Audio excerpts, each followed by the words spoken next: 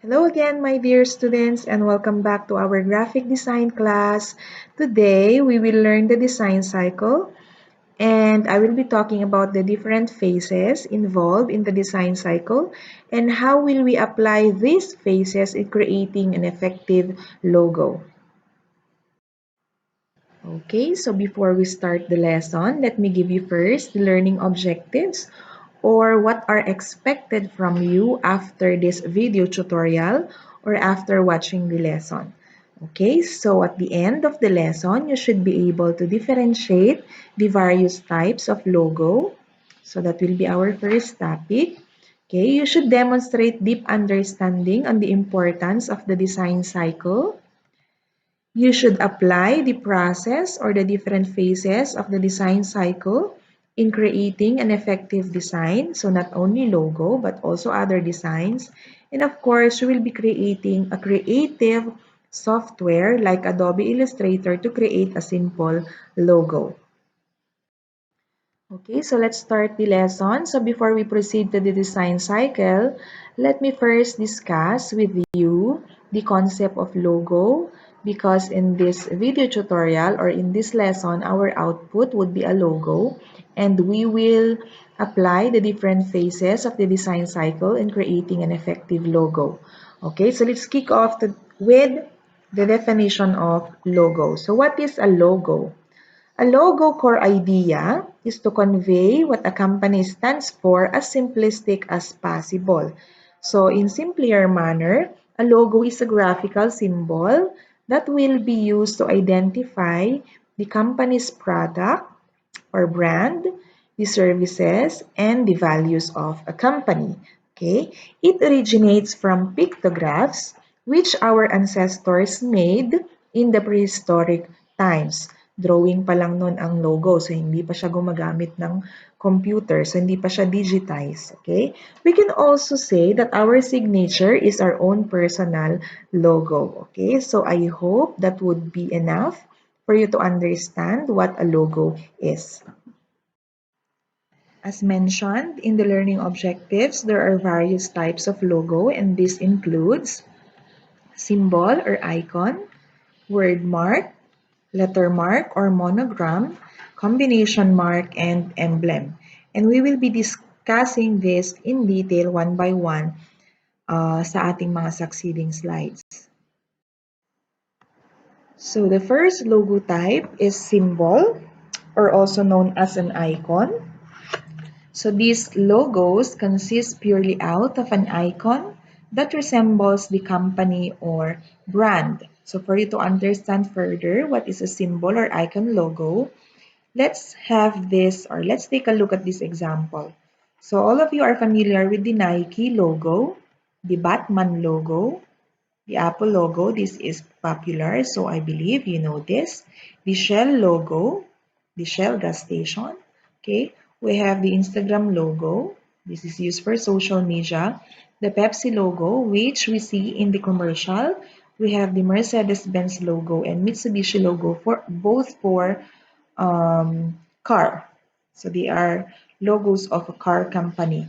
Okay, so these are examples of symbol or icon logo because obviously, as we can see here, they are icons or they are symbol. Okay, so that is a symbol or icon logo. The second type of logo is word mark, which is simply the company name. Wordmark or typeface-based logo that spells out the name of a company. The use of a typeface is thus very important when it comes to word marks, as it not only needs to encapsulate the values of the company, but also unique. You cannot choose, which means you cannot just use any font on your computer. I'm talking about the built-in font when you install your operating system. So you cannot just use those and type a business name and you have a logo. You cannot do that. Because when creating a word mark, designers tend to either come up with a new typeface. So being a graphic designer, you need to come up with an original or a unique typeface by creating your own, or you can use the existing typeface but make it unique by either adding small elements or symbols just to make that wordmark logo stand out. Okay, so familiar word marks include the Google, so that is the name of the company. Google is the name of the company. Disney, Coca-Cola, name of a company. We have Facebook, okay? We have Nestle, and many more. Okay, so marami pa tayong wordmark logo. Okay, and if you can use the internet and browse for wordmark logo, marami pa kayong makikita. So as you can see, these are typeface-based logo because we cannot see any icons here or any symbol. They are all text. Okay, so that is the second type of logo. A letter mark or a monogram is similar to a word mark in that it also consists out of type but normally uses the company's initials or the brand first letter. So the reason for companies to use a letter mark is perhaps the fact that the company's initials or first letter might graphically depict well, or the name might be very long or difficult to pronounce. Letter marks are useful for companies with difficult or long names or that might be pronounced wrong. Think about the HP logo. So do you know really what HP stands for? Let's have a quick question and answer on the meaning of the logo of HP. So what do the HP initials actually stand for? Is it Hewitt Phillips, which is a combination of two surnames? Hungary Putnok, which is a town in Hungary? Hewlett Packard, which is another combination of two surnames? Or Hypertext Protocol, which are technological terms? You can guess. If you guess Hewlett Packard, you are correct. These are actually the surnames of the two inventors of HP. So for you to understand further what is a letter mark or monogram logo, let's check this example. So famous letter marks logo include H&M, EA or Electronic Arts, IBM. By the way, do you know what IBM stands for?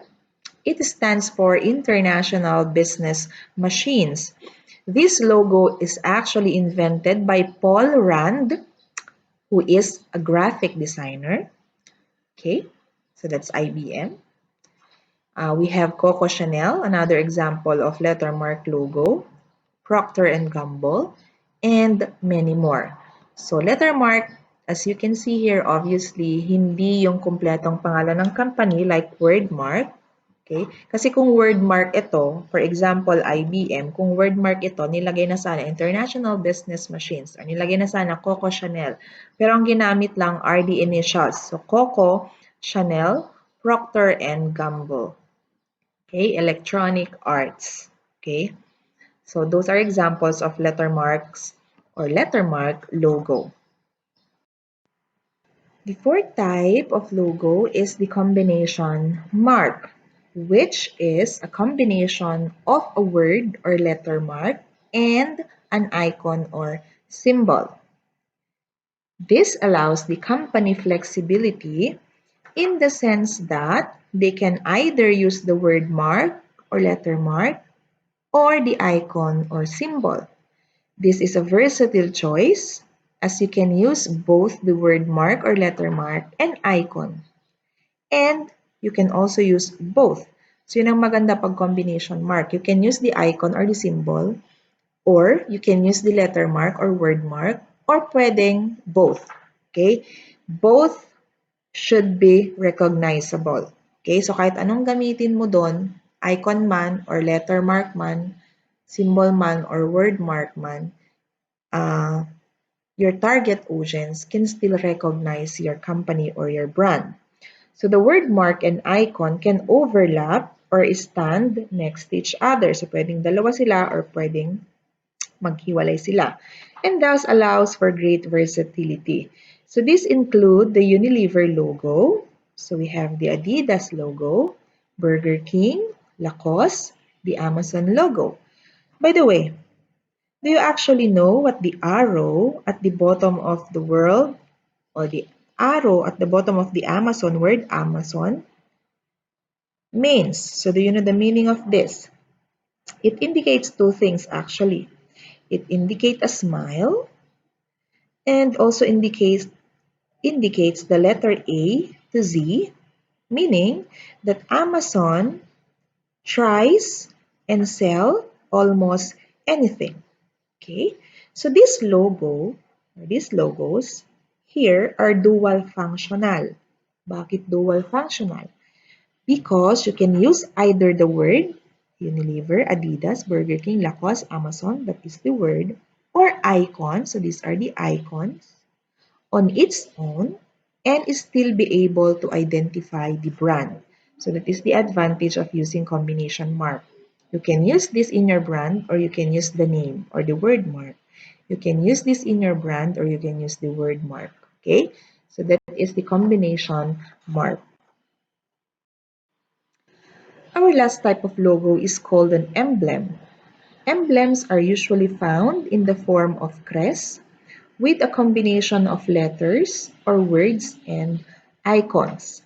Due to the fact that emblems consist out of so many elements, this type of logo must be researched even more when it comes to legibility, especially when viewed really small. Emblems, however, add a sense of quality, reliability, and longevity to a brand and are traditional in appearance. This type of logo is normally found in formal institutions or organizations like governmental institutions, schools, sports teams, and even vehicles. They normally have the company's name or initial in a detailed enclosure or shield. So meron siyang shield. The norm usually is that a logo needs to be as simplistic as possible. So as mentioned earlier, your logo should be as simplistic as possible. But emblems mostly ignore this rule. But if applied successfully, they can be very unique and sophisticated also. So famous emblems include the Porsche logo, Warner Brothers Pictures, Harley-Davidson, the soccer team Manchester United, as well as the Bentley logo. Most universities and colleges also use this type of logo, like the Ifugao State University logo. So as you can see here, these are considered emblems because it combines letters, words, and icons. They consist out of many elements, okay? And they are enclosed with a shield. So, meron silang enclosure through a shield. Okay? So, that is the last type of logo. And I believe and I hope that you understood the different types of logo and you should be able to differentiate the various type of logo. Okay? Okay, so let's have a short exercise. May I ask you to please get a pen and a paper and follow the instruction. Okay, I will just want to test kung ano yung natutunan natin dun sa previous topic or sa na-discuss natin. So let's have an exercise. So pretending you have a friend named Fred who wants to open up a coffee shop. Fred obviously does not have a capital to pay for a professional designer with years of experience. And Fred asks you to help him out, considering that Fred is your friend. In return of your service, he will give you a voucher to spend at his coffee shop as soon as it opens. You agree to this, assuming that you agree to this because you simply love coffee. And at least you will be famous because your designs will be displayed for everyone to see. To top it off, you get exposure as well. If you created the logo of Red, then your designs will be exposed, so you will get an exposure. So this might even open doors for your design career. So what is the first thing you think that Fred will need? If Fred will be opening a coffee shop, Fred obviously needs a logo. Fred has not come up with a name yet. So assuming na wala pang naiisip na pangalan si Fred sa kanyang coffee shop and simply would like you to provide him with some logo ideas first. So ikaw ang magpro-provide. You can actually think of a couple of ideas and simply want to start creating.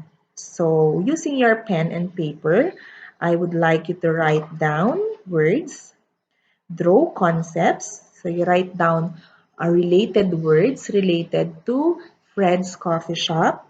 Okay. You draw concepts, draw possible or identify possible icons. You draw, you sketch possible objects that can be used in for Fred's coffee shop. You also identify your color or identify colors that comes to your mind when you think about a logo for Fred's coffee shop. So I am encouraging you to do this. So please don't be scared about your drawing or creative ability. So this is not what the exercise is all about in the first place. So I simply want you to generate ideas for now. So I will be having a question next to this slide. So after you do this, what type of logo will you create for Fred's coffee shop? Will it be combination mark, word or letter mark, symbol or icon, or emblem? Okay?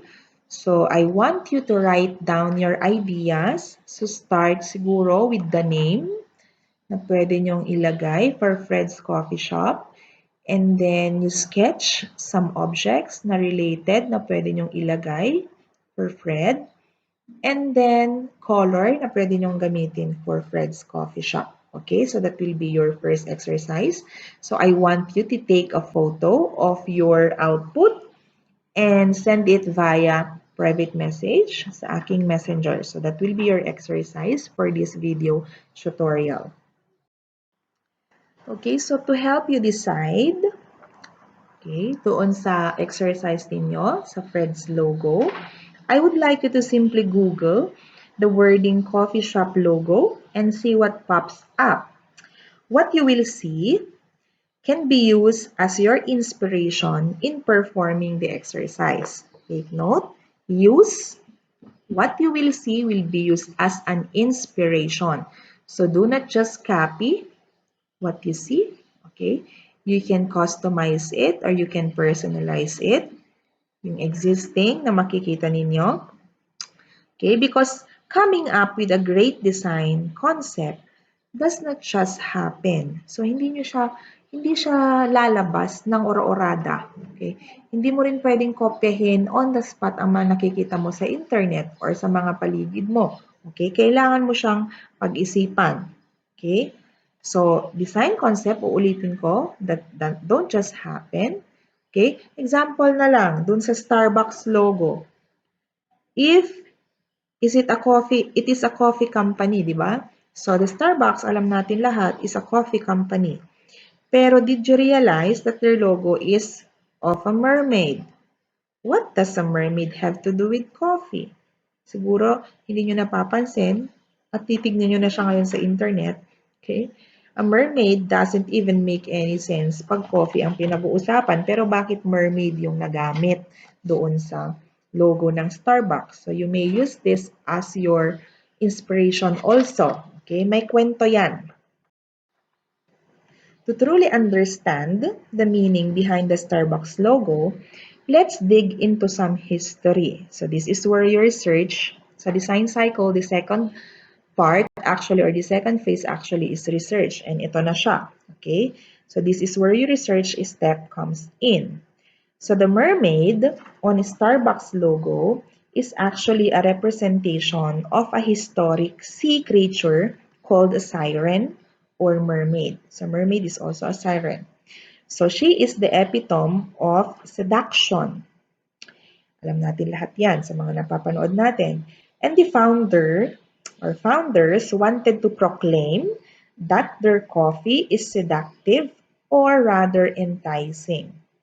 Starbucks originally opened its doors in Seattle in 1971, and due to Seattle's location, kasi ang location ng Seattle ay malapit sa ocean and it is connected with seafaring, they decided to use a nautical figure and thus came across the siren. So that is the history of the Starbucks logo. So walang kinalaman actually ang mermaid or siren sa coffee, pero due or because of research, bago ginawa ito, ganito yung kinalabasan. Okay? Kung uulitin natin, gusto nila na yung coffee nila is enticing, masarap, parang nangsiseduce, parang sirena na nangsiseduce. Yung pag natikman mo, gusto mo ulit bumili at gusto mo ulit uminom. Okay? So, yun yung gusto nilang palabasin. And Seattle, yung kung taga doon, yung dalawang founder, taga doon sila sa Seattle, ang trabaho or ang common na job doon ay seafaring. So, pangingisda. Okay? Kaya lumabas ang ganyang logo. So, kung gagawa kayo ng logo for your future client in the future, okay, you need to dig sa history nila para magawa nyo sila ng mas effective na logo. You need to do research kung ano yung gusto nilang maging impression ng target audience doon sa business nila. Okay, so ganun yun. And we will discuss this further sa mga susunod na slides natin. Okay, so having said all this, yung mga examples natin and types of logo, and for you to be able to create a truly effective logo or any design for that matter, you will need to have certain steps in place. So, hindi pwedeng, sinabing gawan mo nga ako ng logo, gagawa ka na agad sa computer mo ng logo. Hindi ganun yung process, okay? So, this step, like you know, are known as the design cycle or the pipeline, and it starts with briefing, research and brainstorming, thumbnails, production, as well as present. And we will look at these steps in more detail to our sa mga succeeding slides natin. Okay, so these are the different phases in the design cycle. And for you to be able to create an effective design, you need to follow or you need to apply these phases or steps of the design cycle. Okay, so the design cycle will start with briefing. Okay? Do not just design before properly consulting your client. Kabaliktaran yan. Para din nagpo-program yan. Huwag kang magko-code nang hindi mo pa alam kung hindi mo pa alam yung problema. Kasi kung hindi mo alam yung problema, you cannot provide the correct solution for that problem. Tama ba? Okay, ganun din pag design. Do not just go to your computer and start designing without consulting your client. Okay? So, yun yung isang titignan natin sa first part ng design cycle. Because if you do this, you will just waste time and money. Kasi ang possibility nga, you are making a solution to a problem na hindi mo naman alam talaga kung ano ang cause. Okay? So reconsider also doing things for free. This is just an additional part of briefing kasi most of the time kung relative natin or friend natin, we give our designs for free. Okay, please take note that during the design process, we also spend money. We also spend our time and effort to have their designs finished. So it is just proper that they will also provide fee. They will also provide a fee for our time, money, and effort. Okay, so in this phase, briefing, we will be needing a questionnaire called a client brief. So we will provide this to our client and we will be using this to consult their design wants and needs. Okay, so the basic topics that need to be addressed are company background and objectives. So ito yung laman ng questionnaire natin. The company needs with regard to designs, the company concepts or ideas they prefer, their competitors, the target market, delivery date and time, as well as budget. Okay, so this will compose the client brief or the questionnaire that will be used in the briefing phase. So let's have a brief look into these topics that need to be addressed, starting with company background and objectives. So start off by getting all the company details. Kung may magpapagawa sa'yo ng logo, for example, so start off by getting the company details. And also, you make sure you know the details or the information kung sino man yung kakausapin mo. So you need to get the name of your client, the contact details of your client, that includes the contact number, email address, website address kung meron man. Okay, so kasali yan sa first part of the questionnaire. You need to obtain all company details, including the details of your client. So if you are working on branding, like for example, a healthcare product for a company, which would most likely be the case, then you will need to know who it is for. Sino bang gagamit? Okay?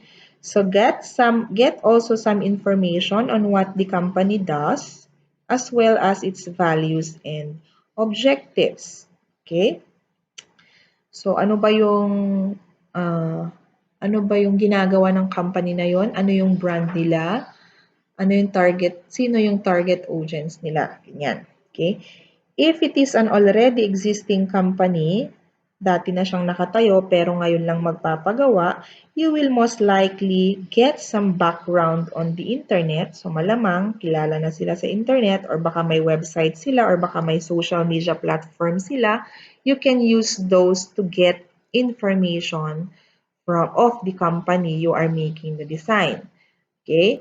So that is the first part of the client brief, and yun yung mga kukunin mo, information of the client, okay, the company's values and objectives.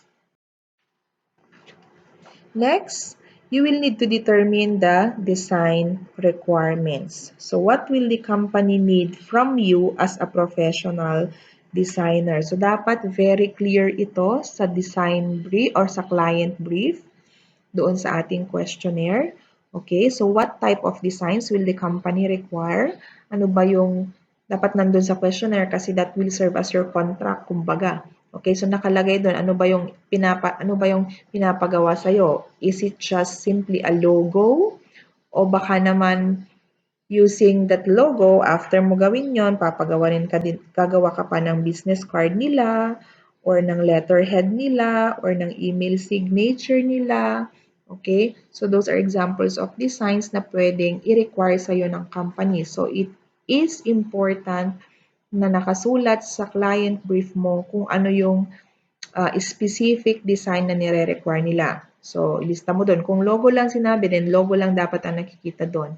Pag sinabing kasali ang flyer, kasali ang brochure, kasali ang business card, then dapat nakaspecify lahat yan doon sa client brief. Okay? So, that is part 2 of the client brief or of the questionnaire. To get some insight as to what the company prefers when it comes to design, you also ask them what type of designs they like. Okay, so there are instances kasi that you will get ideas or inspiration from the client themselves, okay, or from the company.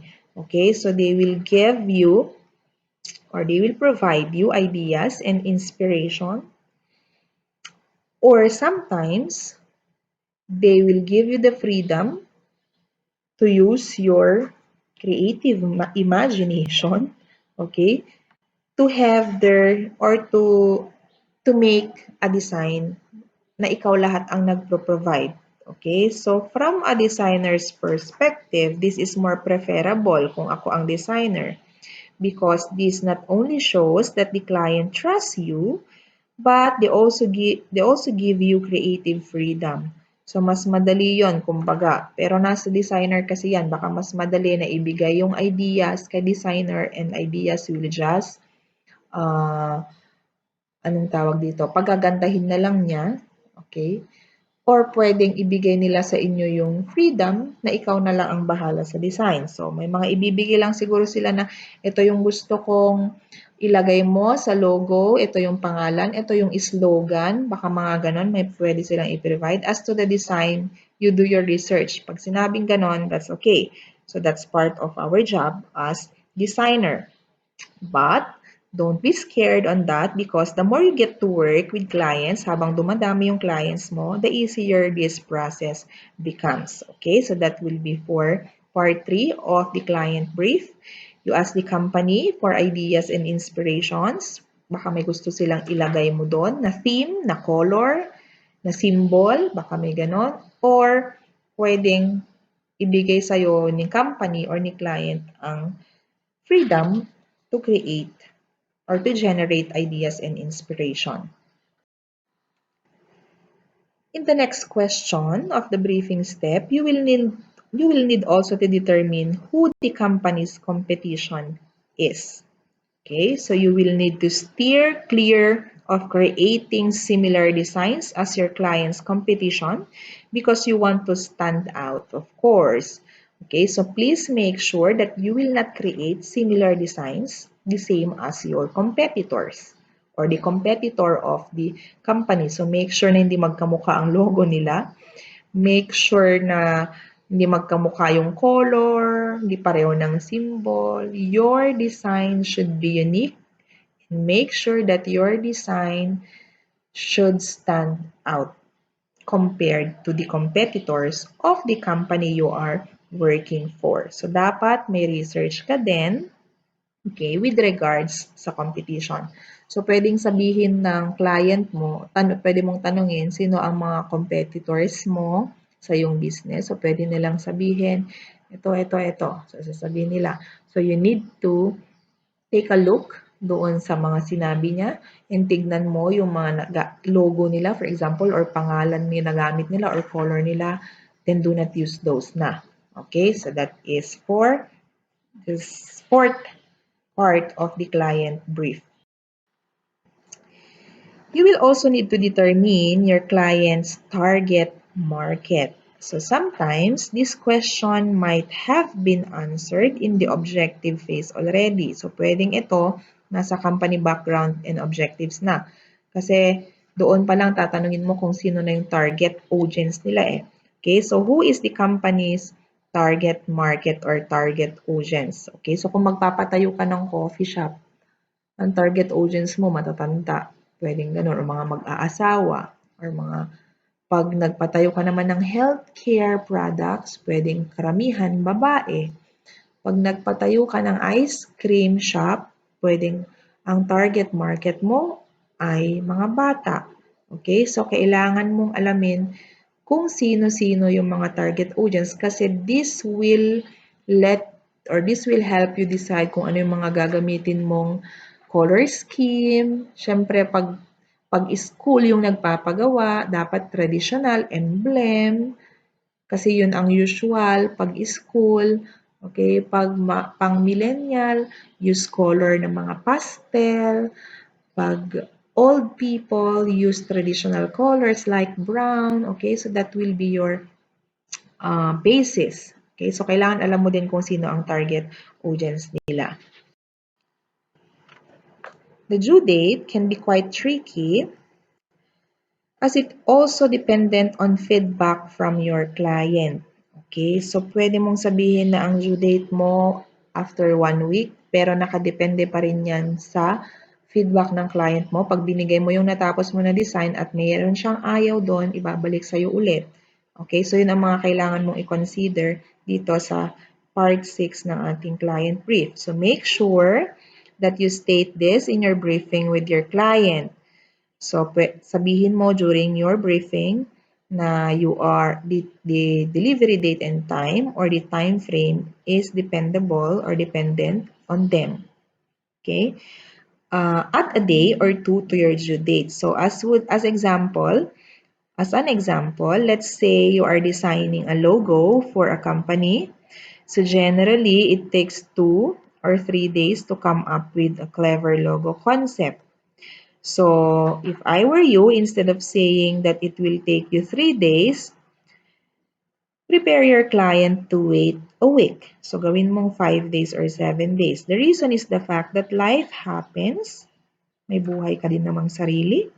And that you are probably going to work on other design projects as well, considering that you are already a designer. So if there are no external factors that influence your due date, walang brownout for example, wala kang mga bisita na darating, then this will be a bonus for you. So give the client's design in advance. So once na natapos mo na yung logo, for example, give that logo in advance because this will show that you value your client and you went over and above to accommodate them or the project na pinapagawa sa'yo. So, don't be scared also to add more time for you to do an excellent job. People actually really don't mind if you take a day or two longer unless they are in a hurry. Okay, so in case na rush yung pinagawa sa'yo, huwag ka ding mahiya of charging a rush fee on top of your normal fee because that's your right and you deserve that. So everything comes at a price. So don't be scared thinking you will chase a potential client away. So you need to add additional time to your due date if the needs arise. Okay, so that will be the sixth part of the client brief. So normally the client will not have a set budget and you will need to provide them with a price. So, as advice, you need to create a basic price list before meeting the client as it makes things more official and people will not try and negotiate on your price as easily. So, your next question might be, but how much do I actually charge? Well, it obviously depends on your skills and experience, but I will be giving you a breakdown. Considering all the expenses that you need to cover, ranging from monthly subscriptions for design programs. Kunwari, nakasubscribe ka sa Adobe products like Illustrator, Photoshop, and InDesign, and you are paying a subscription fee. You are renting an apartment. You are paying your internet connection, and the list goes on. So these are your expenses. Okay? You need to determine all your monthly expenses and you include that in your pricing. So a lot of designers tend to charge by the hour, but considering that most things takes approximately a day to make, it's better to charge a day rate. So if you have a project that takes you 2 days to make, then simply charge 2 days rate. Next, determine how much you feel you are worth. So after mo i-compute yung monthly expenses mo or yung daily expenses mo, then ikaw nang bahala magdagdag ng presyo para dun naman sa skill na nagamit mo in creating their design. Okay? So it would be wise to do some research. Okay? And the internet is a really handy tool to see what other designers charge in your area. So once you have established what you feel worth, alam mo na kung magkano yung dapat deserve mo na price, be sure that it covers your expenses as well. So sabi ko nga kanina, idagdag mo yung expenses mo. So the more experience you gain, the more you will ask. So habang dumadami ang customer or habang dumadami yung designs mo, mas nakikilala ka din kasi dumadami din ang customers mo. Okay, so that ends phase 1 of the design cycle. So please take note and rewatch this if needed. Okay? So kailangan, ito yung first part ng design cycle and this is the most critical. So make sure that you understood this. If you have questions, further questions, you are free to message me anytime. Moving on to our second phase in the design cycle, we will now look at research and brainstorming. So you will start off by doing some research on your client by using the information gathered in step 1, which is briefing. You will also look at various design concepts you might want to use as inspiration. So sabi ko kanina, you can use the internet, okay, to get some ideas and to get inspiration, but make sure to personalize your ideas, okay? So don't put too much pressure on yourself to come up with a brand new idea that has never been thought of, as this is virtually almost impossible. Lahat ng designers, hindi naman lahat, pero mostly of the designers get their inspiration from others and they only personalize their ideas para maging unique pa rin siya. Okay? We will always be inspired by something. Please take note of that. Just don't copy it verbatim or as it is, and rather make it more personalized. Okay? Once you have gathered enough research and inspiration, you can start to conceptualize your ideas. Okay? You may have a small booklet or a notebook at hand where you can doodle. Doodle means sketch or draw all your creative ideas. So please take note that in this phase, you don't move over to the computer just yet unless hindi mo alam mag-drawing sa papel at sa computer mo lang alam mag-drawing. If you are a digital doodler, okay, that's fine. Pero most of the designers draw or sketch or doodle their design using a notebook first or a booklet first. So dito na magi-start yung gagawa ka na ng, magdo-drawing ka na ng mga related icon or related symbol doon sa ginagawan mo ng logo, kung logo man yan, okay? And then, you use their slogans, paano mo siya isusulat, paano kaya yung typeface niya, okay? Saan po pwesto ang word mark niya, saan po pwesto ang icon niya, okay? Ito yung part na yon, okay? So, you do your research and you do brainstorming, okay? So, this is the second phase of the design cycle, and you may use the internet to iterate again, okay? So there is a difference between doodling and actual thumbnails. So this will be the third phase. Doodling, as mentioned, falls under the brainstorming phase wherein you will draw using a notebook and a pen. You will sketch your ideas, and this is actually yung brainstorming phase actually is simply a phase where you can let your imagination be free. So you can draw, you can sketch as many sketches as you want. So wala pang final decision, kumbaga. So sa isang papel, madami ka pang sketches doon, madami ka pang choices kung ano yung gagawin mo, ano yung mga ilalagay mong icon or slogan or text, okay? Thumbnails happen right after the doodling phase or after the sketching phase. So this is more refined. This is a more refined way of compiling your ideas and coming up with a final hand-drawn concept before moving on the digital phase. Take note, sa thumbnails, wala pang computerization involved. No more, wala pang digital part. Okay? Ito na yung part na yung mga drawings mo na hiwa-hiwalay, decided ka na dapat kung ano doon sa mga elements or parts na yon ang pagsasama-samahin mo para maging isang logo siya or isang design siya. Ito na yung thumbnails na part. Okay? So we finally reached the second last phase, and only now do you actually begin to work on your computer. Okay, so this is when you take your thumbnail ideas and digitize them using your computer. So dito pa lang sa phase 4 mangyayari yon. Okay, so using your Adobe Illustrator, Adobe InDesign, Adobe Photoshop, or any other creative tool or software, You now use those software to digitize your thumbnail. So most often than not, you will even still have changes being applied to your designs. Expected yan. Okay, so don't sweat. This is totally normal. Okay, so dito sa phase 4, gagamit ka na ng computer and program and digitize your output in the previous phase.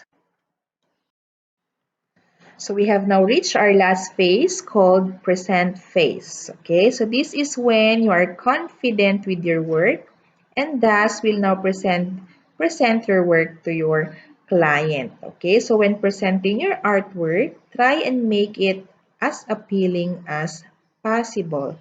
So we can do this by using mock-ups to showcase our artwork. Considering na may nagawa ka ng logo para mas maging presentable siya at makita ng client mo yung talagang itsura nung ginawa mong design. Say for example, logo, you can use mock-ups like this. Okay, so considering na ito yung ginawa mong logo for the coffee shop, okay, para makita ni client kung ano yung itsura ng logo, do not just give the file, the Adobe Illustrator of the file, or Adobe Illustrator file of the logo, do not just give that to your client na as it is. You can use mockup. Mockup ang tawag natin, or basically, a mockup is a file you can either create yourself or download and present your artwork on it, like this. Packaging materials. This is a business card. Yan, front and back of the business card, or front and back of the business card. This is a coffee cup. And this is a package material. Okay, so these are examples of mock-ups where you can put your designs para makita ng client nyo yung talagang itsura niya. Okay, so it can be in the form of business card or window branding like this. Okay, it helps your client to visualize the potential your concept has and can also help your work look a lot more professional, totoo naman, than simply sending the artwork as is. Okay? Right after the presenting phase, be prepared to go back to research and brainstorming, as your client might want some changes made. So this is expected na kahit tapos na, may mga ipapa-change pa yan. Lalong-lalo na kung